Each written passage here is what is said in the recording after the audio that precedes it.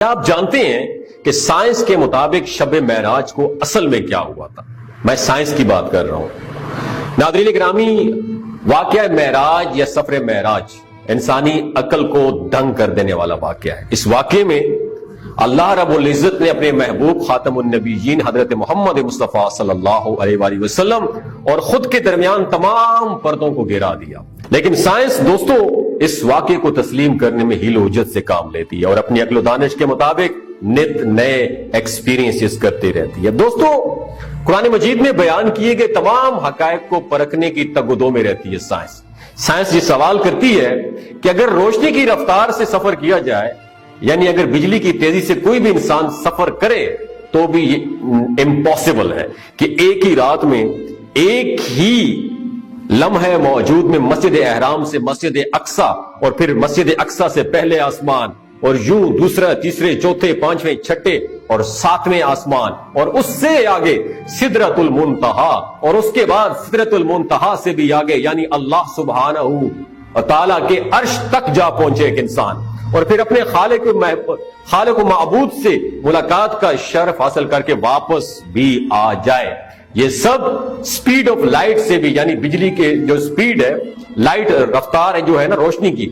اس سے بھی ممکن نہیں ہے۔ لیکن سوال یہ پیدا ہوتا ہے کہ پھر نبی کریم صلی اللہ علیہ وآلہ وسلم نے یہ سفر معراج کیسے کیا؟ آج کی ماڈرن سائنس اس واقعے پہ کس طریقے کے نت نئے ایکسپیرینسز کر رہی ہے؟ آج کی ویڈیو کا موضوع سخن واقعہ معراج کی سائنسی تحقیق سے روشناسی کروانی ہے، لہٰذا اس قیمتی ویڈیو کو شروع سے لے کر آخر تک ضرور دیکھیے گا۔ تو آئیے چل کر موضوع کا باقاعدہ آغاز کرتے ہیں۔ معزز دوستو، جیسا کہ آپ کے علم میں ہے کہ مغربی دنیا آئے روز کوئی نہ کوئی انقلابی کھوج لگائی رہتی ہے، اور کیونکہ یہ دور ٹیکنالوجی کا دور ہے تو اس حوالے سے آج کے دور میں حیرت انگیز مشینریوں کی بھرمار ہو چکی ہے۔ انہی میں سے ایک مشین ٹائم ٹریول بھی ہے، جس کا مطلب ہے کہ وقت میں سفر کرنا، ماضی میں پیچھے جانا یا مستقبل میں آگے چلے جانا۔ اس کو ٹائم ٹریول مشین کہتے ہیں، جس کو مغربی دنیا میں بہت زیادہ پرموٹ کیا گیا ہے کہ اس ٹیکنالوجی کی مدد سے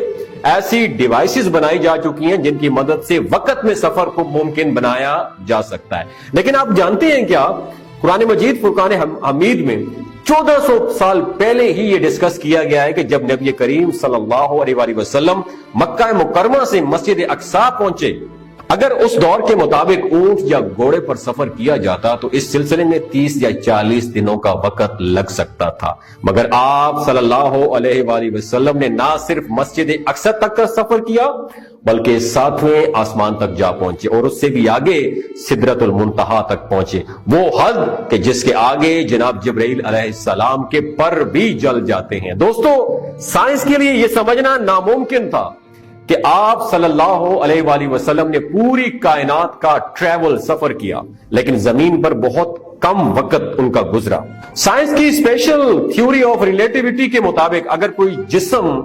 روشنی کی رفتار کے ساتھ سفر کرتا ہے تو وقت کا پھیلاؤ بڑھ جاتا ہے۔ رسول اللہ صلی اللہ علیہ وآلہ وسلم جس براق پر سوار تھے اس کی رفتار روشنی کی رفتار سے کئی گنا زیادہ تھی۔ معراج کے دوران وقت کا پھیلاؤ بڑھنے کی بجائے کم ہو گیا، یعنی سکڑ گیا، تھم گیا۔ سائنسی پوائنٹ آف ویو کے مطابق کائنات کے کنارے تک کا فاصلہ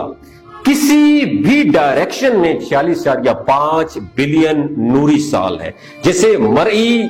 کائنات کہا جاتا ہے، جبکہ روشنی ایک سال میں 9.46 ٹریلین کلومیٹر کا سفر طے کرتی ہے۔ اس کا مطلب یہ ہے اگر روشنی مسلسل سفر کرتی رہے تو یہ 40.5 بلین سالوں میں کائنات کے کنارے تک پہنچ سکے گی۔ دوسرا بڑا سوال یہ ہے دوستو کہ اتنی بڑی مسافت، اتنی بڑی ٹریولنگ کرنے کے بعد اربوں سال درکار ہیں تو محمد مصطفیٰ صلی اللہ علیہ وآلہ وسلم نے اتنا بڑا فاصلہ بہت کم وقت میں کیسے طے کیا؟ بے شک یہ میرے اللہ کی قدرت ہے جس نے اپنے محبوب کے لیے وقت کو سمیٹ دیا۔ مسلم کی ایک حدیث، صحیح مسلم کی ایک حدیث ہے کہ براق کے بارے میں بیان کیا جاتا ہے اس میں کہ آپ صلی اللہ علیہ وآلہ وسلم نے فرمایا کہ میرے لیے براق لایا گیا جو ایک سفید اور لمبا جانور ہے، جو گدے سے بڑا ہے لیکن خچر سے چھوٹا ہے، جو اپنے کھر کو اس کی حد کے برابر فاصلے پر رکھتا ہے، جبکہ براق کے لفظی معنی برق یعنی بجلی کی سی تیزی کے ہیں،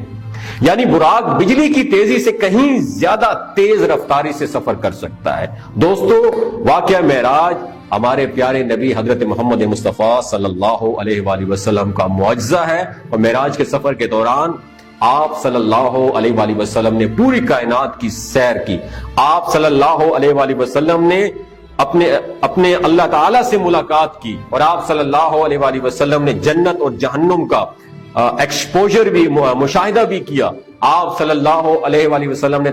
تمام انبیاء کرام اور تمام رسولوں سے ملاقات بھی کی۔ اسی مبارک سفر کے حوالے سے نبی کریم صلی اللہ علیہ وآلہ وسلم نے فرمایا کہ سفر معراج سے پہلے حضرت جبرائیل علیہ السلام میرے پاس آئے، میرا سینہ چاک کیا، پھر سونے کا تشت لایا گیا اور میرے دل کو نکال کر اس تشت میں دھویا گیا جو ایمان سے بھرا ہوا تھا، اور پھر میرے دل کو واپس رکھ دیا گیا، یعنی اللہ نے اپنے حبیب کے دل کو اور ان کے وجود کو مضبوط کر دیا اور سفر کی طاقت عطا فرما دی۔ دوستو،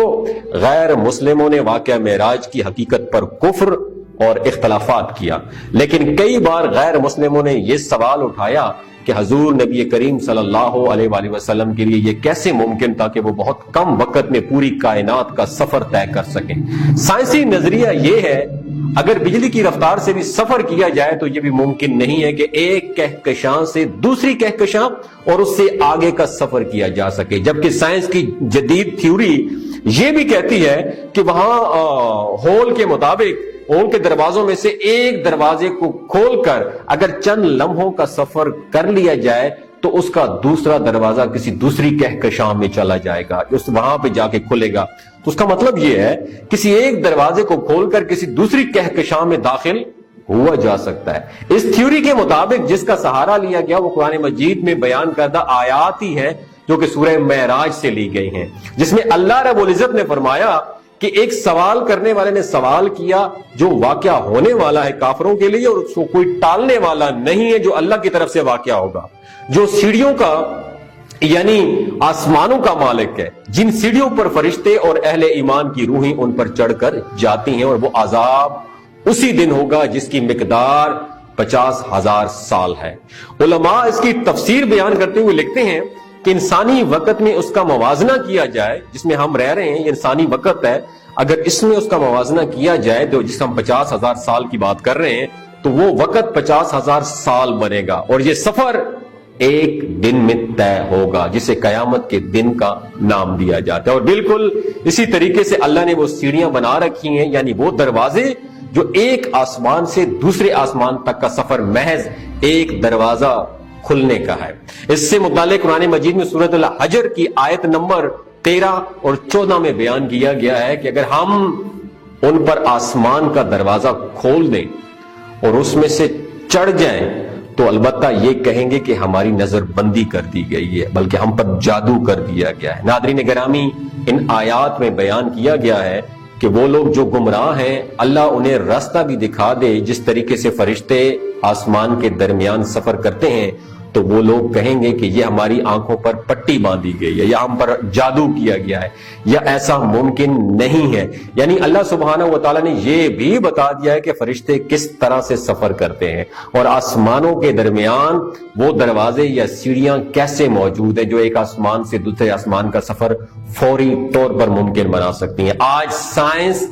1400 سال بعد قرآن مجید میں بیان کی گئی تھیوری کو لے کر پھر اسی سوال پر کھڑی ہے کہ ایک ہی رات میں یہ سفر کیسے ممکن ہوا۔ سائنس آج بھی یہ ماننے کو تیار نہیں ہے کہ کوئی بشری وجود یا انسانی جسم بجلی کی رفتار سے یہ سفر کرے اور اس کے بعد وہ انسانی جسم کی صورت میں باقی بھی رہے، کیونکہ سائنسی علوم کے مطابق کوئی بھی شے بجلی کی رفتار سے اگر سفر کرے تو اپنے وجود کو بدل ڈالے گی، اور اگر بجلی کی رفتار سے یہ سفر کیا جائے تو کوئی بلین سال تک کا وقت درکار ہو سکتا ہے۔ اللہ رب العزت کی کائنات